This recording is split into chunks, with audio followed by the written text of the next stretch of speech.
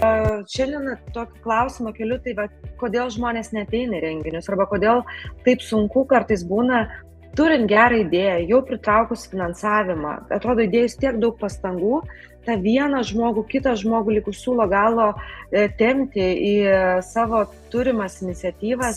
Vis dėlto bendruomenė yra apie labai tiesų ryšį tarp vienas kito ir vienas kito palaikymą ir norą būti kartu. Nors ateidavom į renginius lyg ir norėdami susipažinti, o tai kas yra kas, gyvenantis, pavyzdžiui, Šveicarijoje, bet atėjus į bendruomenės susitikimą, tu matai, kad žmonės bendrauja tais rateliais ir naujo žmogaus taip lengvai tą savo ratelį neįleidžia. Nes kitaip tie renginiai ir tampa proga seniem bičiuliam susitikti, o naujiem bičiuliam ir jaustis tokiais, ypač jeigu atėjai vienas, kuris pečius judina ir į tokį renginį nebūtinai nori ateiti ir antrą kartą. Slepiasi po organizacijos pavadinimo. Žmonės nenori sekti organizacijų, žmonės nori sekti žmonės. Nerodykit tų savo logotipų, bet rodykit žmonės, kurie dalyvauja šitame renginyje. Ilgesnį laiką veikianti bendruomenė ir turi tą savo brandolį žmonių, jie dažnai tam yra tokio vieno amžiaus žmonės. Kartu atvažiavom, kartu užauginom vaikus, dabar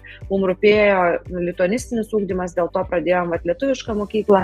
Ir atrodo, kad tai yra apie vieno amžiaus žmonės ir tiek ir savo komunikacijai, gal sąmoningai, gal nesąmoningai, lyg ir pradedam rodyti tokius save ir panašius į save.